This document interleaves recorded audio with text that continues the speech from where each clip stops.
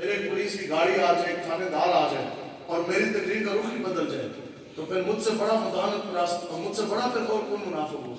اور آپ لوگ جو نعرے لگاتے ہیں جی غلامی رسول میں موت بھی قبول ہے، ایک پولیس کا ڈالا سامنے آ گیا، آدھے لوگ ادھروں نکل جان، آدھے ادھر سے چلے جائیں، تو بات یہ ہے کہ جب سامنے بھاگ جانا تو دین کے لیے کھڑے کس نے ہونے؟ اسی آئے تو ہم کھڑا کرنا واسطے تسی بولنا سے تیار ہو لگی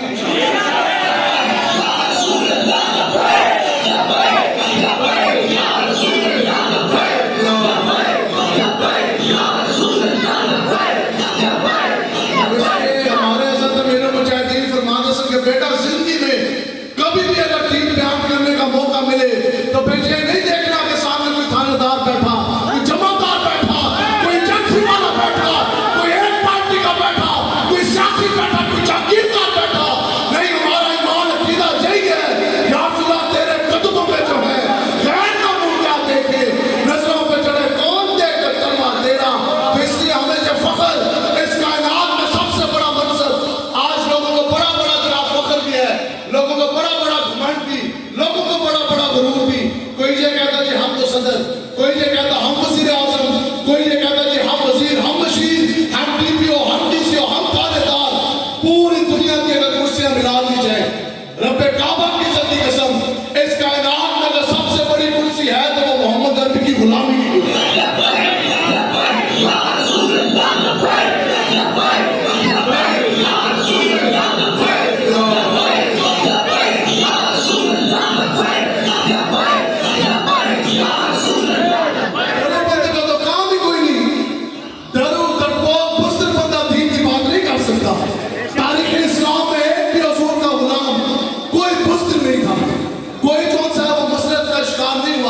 ہمارے حضرت امیر مجاہدین فرماتے ہیں تسی نہ غلط نہ کیا کرو، آج لوگ کہتے ہیں جناب حضور کی عزت کی پہرے داری کی بات آ گئی، دین اسلام کی جناب پہرے داری کی بات آ گئی،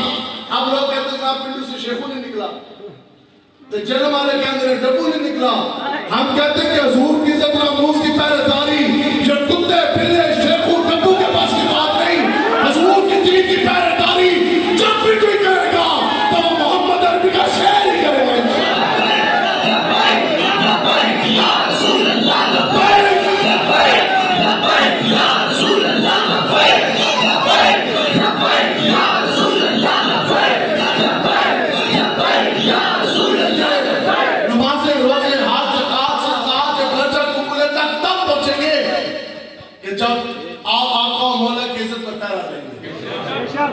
ایک انسان ہے اس علاقے کا یا کسی بھی علاقے کا رہنے والا اور بہت بڑا منصب بھی ہے، بہت بڑا اختیار بھی ہے، بہت زیادہ پیسے بھی ہیں، درون بیرون ملک ممالک میں کاروبار بھی ہیں، سب کچھ ہے، لیکن اگر اس کے اندر غیرت نہیں ہے تو بندے کا پتر ہے، کوئی سمجھے ہو گل؟ اب ماں بہن بیٹی بیوی کی عزت کی پہرے داری کے لیے انسان کے اندر ایک شرط ہونا ضروری ہے، لاکھوں اربوں کروڑوں روپے سے بندہ غیرت والا نہیں ہوتا،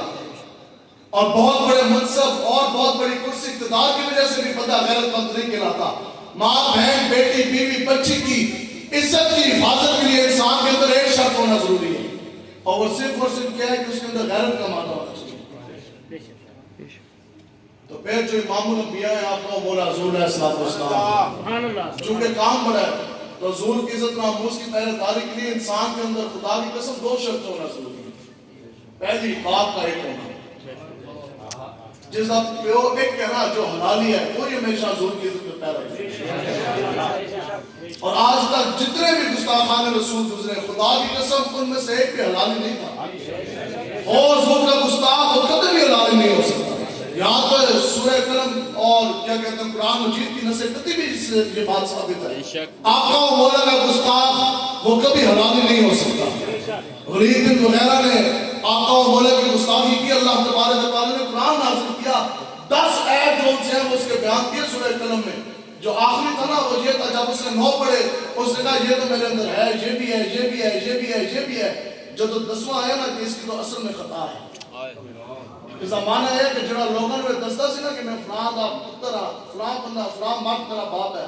اصل میں اس کے باپ کی اولاد اس باپ کی اولاد نہیں، یہ کسی اور کی اولاد ہے، یہ تو حلالی ہے ہی نہیں، تو تلوار لے کے گیا اپنے ماں کے سامنے کھڑا ہو اور اس نے کہا کہ ماں جو پہلے جو ان سے 9 ہے وہ تو مجھے پتہ ہے کہ قرآن میں آ گیا کہ میں جھوٹا بھی ہوں، خائن بھی ہوں، بددیانت بھی ہوں، یہ ساری چیزیں تو میرے اندر موجود ہیں، مجھے پتہ ہے، لیکن یہ جو 10ویں بات ہے یہ صرف تجھے پتا ہے. تو بتا کہ جو قرآن میں میرے بارے میں ہے کہ میری اصل میں خطا ہے کہ میں جو سے وہ حلالی نہیں بتا سکتا ہے کہ نہیں تو میں نے تیری گردن اڑا دی. تو ماں نے پتہ کیا کہا, اس نے کہا بات ایسی ہے کہ تیرا پیو ہو گیا سی بڑھا تو باہر ایک چرواہا جو سے نا وہ پھیرا تو اس کو میں نے بلایا, اس نے میرے ساتھ بدکاری کی تو پھر تم پیدا ہو گئے, یعنی پھر گستاخ رسول جمعہ. ٹھیک ہے, تو حضور علیہ الصلوۃ والسلام کی عزت ناموس کی پہرے داری کے لیے پہلی شرط تو یہ ہے کہ انسان کا پیو ایک ہو. اور دوسری جو شرط ہے, دوسرا معیار کیا ہے کہ نیک ماں کا بچہ ہو, باپ کا ایک ہونا اور ماں کا ایک ہونا. حضرت داتا علی میری صاحب رحمۃ اللہ تعالیٰ نے آپ اسی طرح واضح نصیحت فرما رہے ہیں آدھی رات کو اپنے مریدین کو,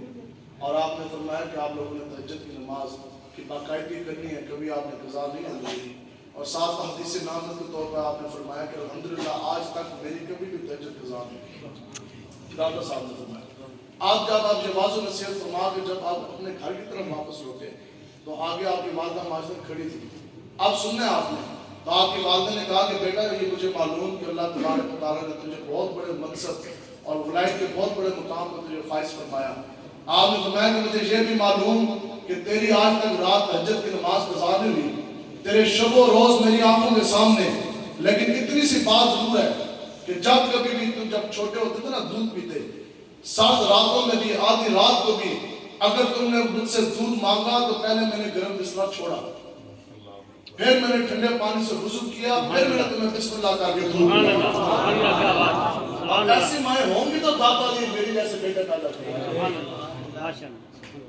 اب ڈی چوک پہ ناچنے والی 126 دن عورت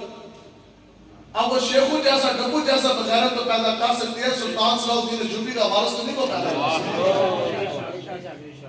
تو خیبر کا موقع ہے اور آمنے سامنے مسلمانوں کی اور کفار کی فوج آمنے سامنے کھڑی, تو کافروں میں نا آج بھی یہ کتاب المغازی میں بھی لکھا امام ماقدی نے, اور بھی جہاد کی کتب میں یہ باب موجود, اور بڑے ذوق اور شوق کے ساتھ وہ جب بندہ پڑھتا تو بندے میں ہمیں بڑا شوق آتا. تو کافروں کی صف میں سب سے پہلے جو نکلا وہ مرہب تھا, اور مرہب نکلا آپ نے سنا ہوگا, یہ بڑا مشہور و معروف واقعہ ہے. تو مرہب نکلا, اس نے پتہ کیا کہا, اس نے کہا اے سنو مسلمانوں کہ دنیا مجھے مرہب کے نام سے جانتی ہے اور میں اتنا طاقتور, میں اتنا بدماش کہ میں 100 پہلوانوں کو ایک وقت میں نیچے گرا سکتا ہوں. اس نے کہا میرا اتنا زور بازو ہے تم میں کسی کے اندر سے دم خام تو آئے وہ مجھ مرہب کا مقابلہ کرے. تو پھر آقا مولا نے کس کو بھیجا, مولا کے نام حیدر کرام. نعرہ حیدری,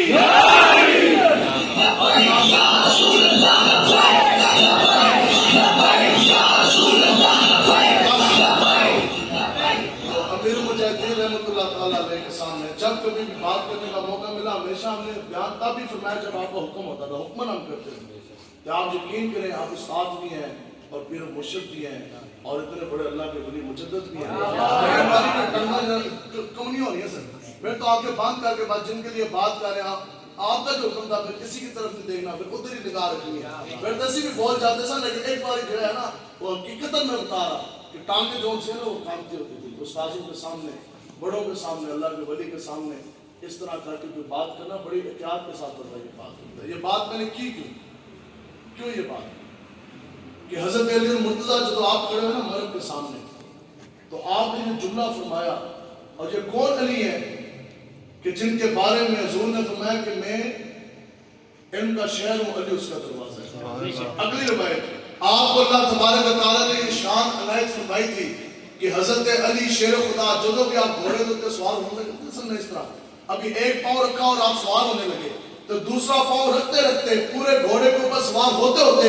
الف لام میم سے لے کے والناس تک پورا قرآن مجید تلاوت فرماتے ہیں. اب جب آپ بات کرنے جا رہے تو بات اس ہوتی ہے اس طرح, حضرت امیر مجاہدین فرماتے ہیں جو بات ہے نا دین کی, تو پھر دین کی بات ایسے کرو کہ اپنے کا ایک پر دھونتے نکلے, اللہ اور اللہ کے رسول کے دشمن کو پتہ تو لگے کہ محمد عربی کی کوئی دین کی بات ہو رہی ہے. اب آپ بات کرنے جا رہے کافر مذہب کے سامنے, لیکن اس بات اور گفتگو کے اندر کتنا کمال کا ادب اور احتیاط کرتی ہوگی, کیوں کہ سننے والے براہ راست آقا و مولا خود ہیں. بھیجا آقا و مولا نے, سننے والے آقا و مولا حضور علیہ السلام خود, سننے والے تمام صحابہ.